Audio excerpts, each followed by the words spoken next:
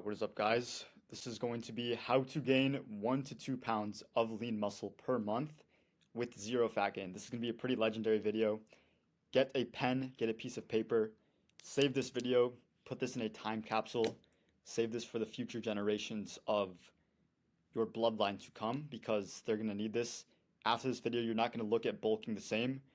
Lean bulking is going to be a completely different approach just based on what I'm going to talk about in this video. So actually take notes. Like, I'm genuinely serious. You should like ingrain this stuff in your head because it's very important to get right. So let's dive into this. Common mistakes, things that I used to make. So like start off, you want to avoid these things right here and pretty simple things that you should avoid. So number one is being impatient. I've talked a lot about this on this channel.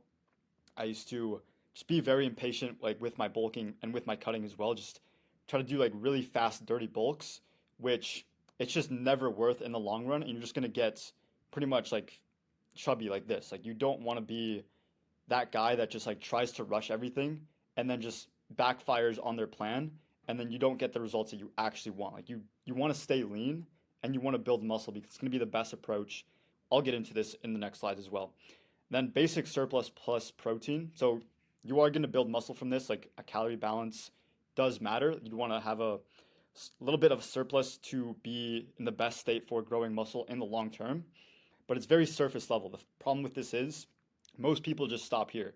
Most people just stick to that surplus and then hitting their protein, doing the thing, but they're not really optimizing for the nutrient partitioning, which is basically exactly how you stay lean. Like how would lean bulk actually works is partitioning that surplus that you already have more towards muscle growth and then less towards fat storage. So that's basically what we're optimizing for and biasing more towards that muscle growth. And then also too much lifting. So I used to be a big, I wouldn't say like proponent, but I would be like every other person in the gym doing like 4 sets of like 10 to 12 reps and doing that for every single exercise. And I was still taking those to failure. Like I was really pushing myself just too much. Like I'd be in the gym for like hour 15 minutes, hour 30 minutes every single day. Like I was super consistent. I've never really fallen off consistency, but I've just trained and not have the nutrition, the structure, and just the information that I have now that just led me to just being frustrated with my results in the past.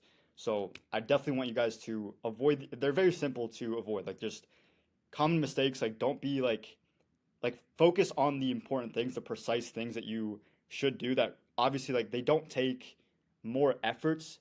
You just need that precise implementation of the information that I'm going to get into. So really save yourself from frustration. This is never going to be the best approach.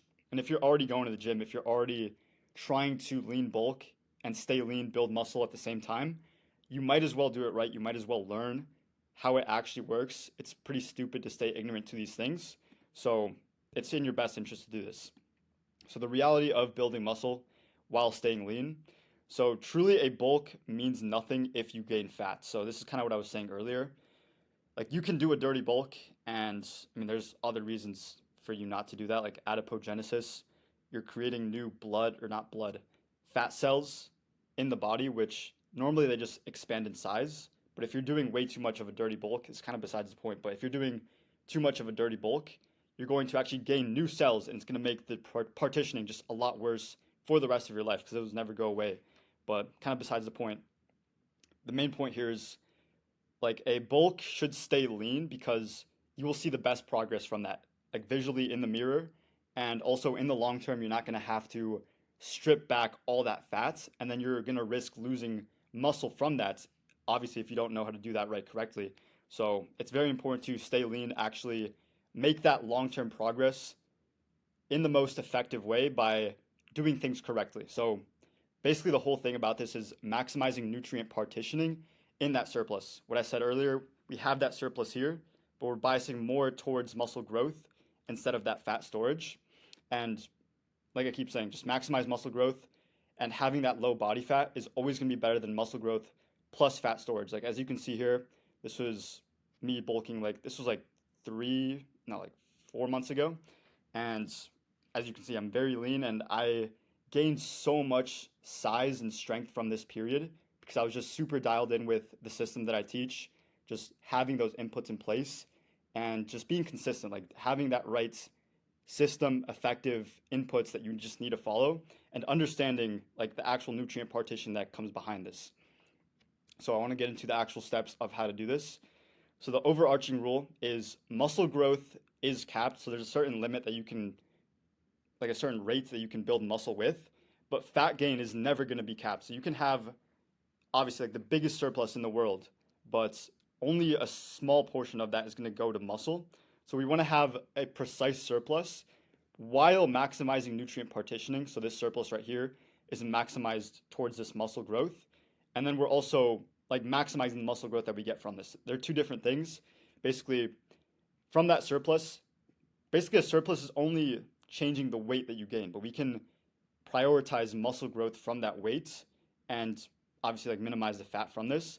But then we also want to stimulate mTOR. I'll get into this in the next slide, but basically maximizing the muscle growth, that's obviously still important, but then still staying lean at the same time. So to maximize mTOR, this is basically what builds muscle in the first place. So like staying lean on a bulk is one thing, but you actually want to make progress on the bulk, actually get stronger, build muscle at the fastest rate that you can. And this all comes down to maximizing this balance right here. So mTOR is what actually drives the muscle protein synthesis. And your body is basically always synthesizing protein and then always breaking down protein throughout the day. So it's a constant cycle of protein turnover, as you call it in the biology space. And it's basically just like this scale right here. This is how you want to think about this, is you want this scale on the muscle protein synthesis side to pretty much outweigh the breakdown. And that's how you're going to build muscle over time. So the more that we can stimulate mTOR and really amplify that as much as we can, then we're going to build more muscle here. And then we can also have some things to break or reduce muscle breakdown as well. So first thing here is to get stronger. Obvious, like it's pretty obvious you want to actually progress in the gym. Mechanical tension is the biggest driver of mTOR in the first place. So like the lifting is pretty important. You want to know how to actually make progress. I recommend tracking every single lift that you do. I recommend the Strong app. That's what I tell all my clients to get. And basically all you do is just put the exercise in. And then after every set, you take 10 seconds, write down the reps, write down the weights, and then it's going to log it from the previous time. And then you just make pretty much guaranteed progress. You know exactly where you are from that previous lift. It's going to be the best way to make progress there. Also, hitting leucine threshold in every meal. So it depends how many meals that you want to do per day. Usually I recommend at least 3 to 4. You can go more, you can do less. It just depends on your specific schedule. And it's very individualized. But usually like 3 to 4 meals, you could do more. But always hitting that leucine threshold. So at least 3 grams of leucine per meal. This comes from high quality proteins. So, think of red meats, eggs are good. Like pretty much any natural protein, like whey is good as well. Just make sure that you're hitting that leucine threshold in every meal, because this is what actually stimulates mTOR from that lift, giving you those amino acids and turning on that muscle protein synthesis switch so we can build more muscle here. And then insulin amplifies mTOR. So basically what this means is that when you lift, you have that mTOR release or that mTOR signaling, and then you want to spike insulin with that post-workout as well. So having carbs with that post-workout meal is going to spike insulin even further. Protein does do this to an extent, but when you have those fast digesting carbs in that post-workout meal, you're just spiking insulin a lot higher, and it's going to actually amplify this signal right here, just building you more muscle in the long run. And then obviously getting good sleep. This is a pretty fundamental thing. Having good consistency with your sleep. Like for me, my personal sleep schedule is I wake up at 6 a.m. Like I'm actually doing a little bit earlier now, like 5:30, 5:45ish. And just doing that every single day. Consistency is really the king here. And you'll notice that after even a few days, maybe like a week, you're going to get naturally very tired when you need to. So it's going to be just supernatural. You have that circadian rhythm in place. And this is all just going to have that fundamental foundation of building more muscle. Like I don't need to get into the specific depths of sleep. I'm sure you know how important sleep is, but I do need to actually tell you guys to prioritize your sleep. So just be consistent with that, and you're going to have the best effect there. So next up is insulin sensitivity. So this is the main driver of the actual nutrient partitioning that we have. Going back to this, insulin sensitivity is going to be the biggest thing that you can do to partition this surplus here to more muscle growth. So number one is to get lean first. So I always recommend anyone that comes to work with me is to get to a low body fat percentage. I used to say 8 to 10%, but I've noticed that you can do a little bit more, like 12% is good as well, but you do want to be at a lean state. And obviously, like being lean is just a lot better than having extra body fat. Going past just having that insulin sensitivity, which is very, very important. Do not overlook this.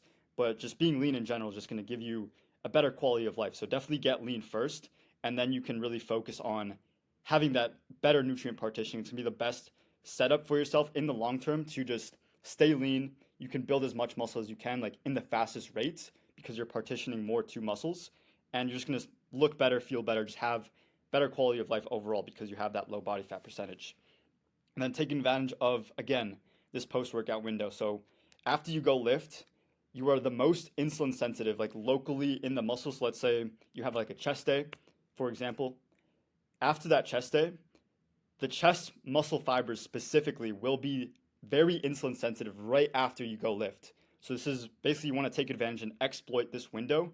I know a lot of people say that the post workout window isn't a real thing, but this is kind of like the explanation and like biology behind it is you have extra insulin sensitivity right after you go lift. So you really want to take advantage of this. So in the post workout meal, it's kind of like a little framework that you should follow. So again, hitting leucine threshold in every single meal. You want to have your highest amino acid, just protein meal in the post workout meal because think of your post workout meal as the biggest calorie sink that you have in the day because you are the most insulin sensitive in that time. So it's pretty logical to think that if you go lift, you're raising insulin sensitivity as high as you can. So the only like logical explanation is to have the majority of those nutrients, the majority of those calories when insulin sensitivity is the highest as well. So you're basically matching that with how insulin sensitive you are, and you can just take advantage of that window, partition the most amount of nutrients when you're the most susceptible to those coming in. It's just going to be the best overall way for staying lean and just making the best progress that you can. So moving on to this, having the highest carb meal of the day. So again, just having those high nutrients, and you want to match this with your training demand. So it depends on what you're doing, like specifically for your workout. For example, if you have a leg day, then you can match it with higher carb demand because you just have it's a harder lift. Like you're exerting yourself more, bigger muscle groups as well. And then for smaller muscle groups, and you can kind of play this by ear, like how you feel on it as well. Like you can really tune into your body as well, like how you feel with more carbs, how you feel with higher training demand. It all comes like into play as a system. It's not very set in stone. That's why I don't really like to give specific like macros, which it can like it is a good thing to know, but it you can play around with it and like get a better results just based on like what you're exerting yourself for. So, but again, it does have to be the highest carb meal here. And then you want to combine glucose and fructose together because you want to replenish the muscle and liver glycogen when they're the most depleted. It's going to give you the best partitioning for that as well. And then keep this low fat. You want it to absorb very fast. When you're the most insulin sensitive, you don't want to slow down the digestion at all. So keep the fats low and then just have protein and carbs very, very high. And then salt and creatine. So you actually want to take creatine in that post-workout window. So this SLC6A8, this is a creatine transporter in the body. Basically, what brings creatine that you ingest into the muscle cells is through this right here. So how this works, you want to pair it with some sodium and chloride. This is basically just salt.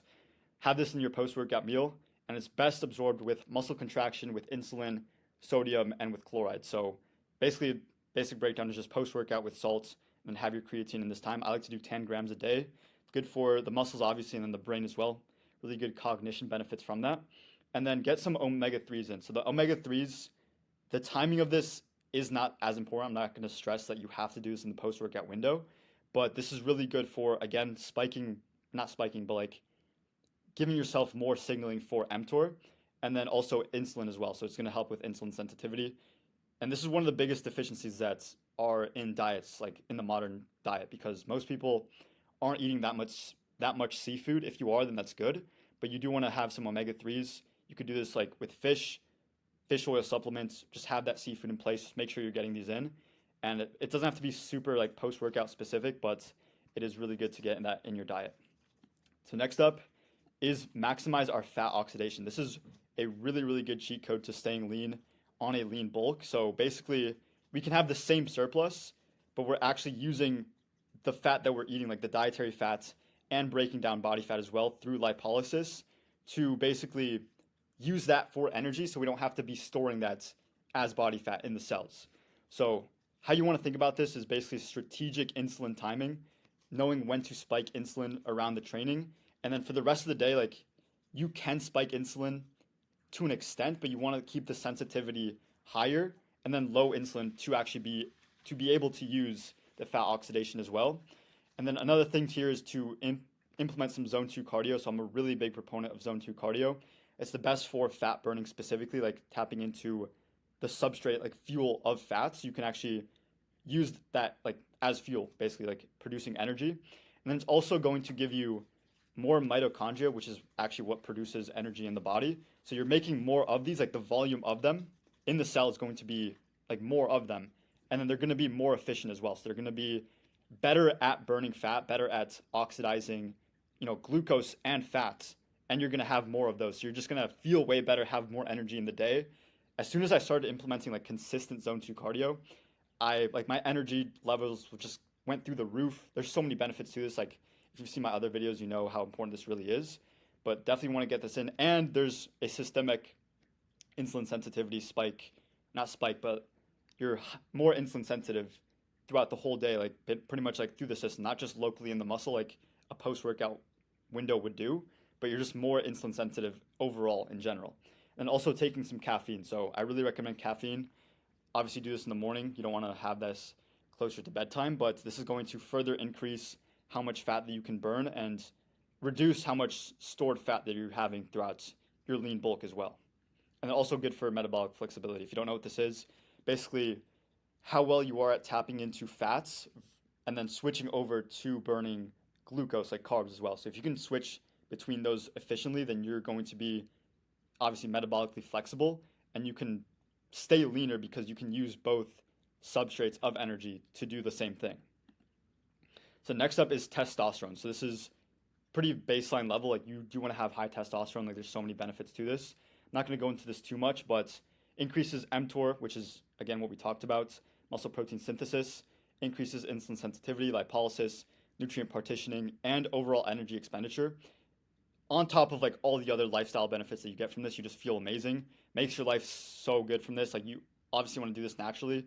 I don't do steroids. Like my thoughts on steroids, if I really need it when I'm like 50, 60 years old, then I might do it. But for now, I'm doing as well as I can optimize naturally so I can just do this and like follow my protocols that I teach. Some things you want to focus on, like outside of just like the super fundamental basics, is getting good cholesterol in your diet. So it's like the actual precursor of making that in your body. Getting all the micronutrients in place, getting those key players in, like nutrient dense foods. Get some sunlight. So like on top of just supplementing vitamin D, you actually want to get sunlight on your skin because there's a thing called the brain skin gonadal axis. Basically what it's like an extra driver of testosterone. So like it's not natural for us as humans to avoid the sun completely. Like if you're in a zone that you don't get much sun, like me personally, I live in Michigan, in Ann Arbor, Michigan. So right now it's March 10th, right? So like the sun's only coming out, like spring is coming up. So for the whole winter, I was basically not getting sun, which like it's whatever, you can't really do much about it, but you do want to prioritize sunlight if you can. And then obviously put that vitamin D in place if you don't get some sunlight. But like do prioritize this if you can. And then a big thing here is just avoiding disruptors, like endocrine disruptors. You can do everything right to boost your testosterone, like do everything that you can in place. But if you're not avoiding the endocrine disruptors, then you're just gonna shoot yourself in the foot pretty much. So you want to really avoid these things here, and then like the actual production of testosterone won't be disrupted at all, and you're having those things in place that boost it and minimizing everything that reduces it pretty much. So like common things like plastic, things that aren't natural, like products that you use like on your skin and stuff. It depends how deep you want to go into like this rabbit hole of avoiding these disruptors. Like me personally, the main things I focus on is like body wash. I'll have a natural body wash. Shout out to Dr. Bronner's. I recommend that brand of body wash. It's really organic, really natural. And then like things that you put on your skin, like shower filter as well. Put a shower filter up. And you can do like a reverse osmosis in your water because you're actually drinking that pretty much every day. But things like plastic cups, I used to be really big into like avoiding all that stuff. Like I was super into avoiding like all seed oils, avoiding all plastics, all those things, which I'm not going to say it's a bad thing, but you just kind of have to play around with that, see how much you actually want to limit yourself. And like it's good to know, obviously, like if you can pick a better option, then you should do that. But just be aware of this and try to avoid these as much as you can. And the next thing is GLUT4 drives carbohydrate partitioning. So basically what this means, I did make a video on this like almost 2 weeks ago. So GLUT4 is basically glucose transporter 4. This what it is in the body. And what this does is basically in your muscle cells and in your fat cells, you have glucose transporters. And those glucose transporters are what allows carbohydrates, glucose, to actually enter the cells and either replenish glycogen for muscles, or for fat cells, they're going to be stored and pretty much put into as triglycerides, which you don't want, obviously. So we want to partition the majority of the carbs that we're eating directly to muscles. So how this works is when you have insulin spike from actually eating carbs, so like automatically when you eat carbs, you're going to translocate the GLUT4 to the cell surface. So like GLUT4 kind of hides inside the cell, but then when there's insulin, it's going to move to the cell. And then the really important part here is the muscle contraction. So like, again, this is why the post-workout window is so important. So GLUT4 is hiding in the cell, but then independent of insulin, even if we have insulin is low, if we go lift and we have muscle contraction, it's going to come to the cell surface and you can absorb glucose coming in. And that's only in the muscle. That's the important key here. So you can basically partition most of those carbs, specifically glucose, to muscle cells in that post-workout window because number one, you have that insulin, which does both for the fat and the muscle. But when you have this muscle contraction, you're just doing way more activity in the muscle cell specifically, which is obviously what you want to partition this way better. So post-workout carbs are king. That's why I recommend the majority of those in that post-workout meal. Again, pairing that with the insulin sensitivity and the mTOR amplification, like it's so stupid to not have the majority of your carbs in that post-workout meal. And obviously follow that framework that I gave you guys before as well. There's a lot of depth that goes into it, and like it's pretty easy to execute, but you just have to know these things. Like these are the things that actually make a difference outside of just energy balance, like calories in, calories out. It is a good thing to know. Like obviously, like you want to know that and you want to maximize that, but then also you want to implement all these things here that make you the best progress, keep you lean, partition all that surplus directly to the muscles. That's basically what you need to know. So if you do want help using my system, I do take on clients. If you are interested, like if you get value from my videos and you want to take it to the next level, then I do take on clients. You can book a call in the description here. But other than that, guys, that is all I have for you guys today. Very, very legendary video in my opinion. Like I truly think like if I knew all this stuff when I first started lifting, dude, it'd be so much different. Like I would just be so much farther ahead than I am now. I'm not saying I'm at a bad spot, but it's so good to know these things. Like it's how the fundamental truths of all this works, like how lifting works, because I want to be in the gym for the rest of my life. So if I can learn all these things, learn the fundamental truths, then I can just make the best progress moving forward. So hope you guys enjoyed this. If you guys want to work with me, definitely book a call, and I'll see you guys in the next one.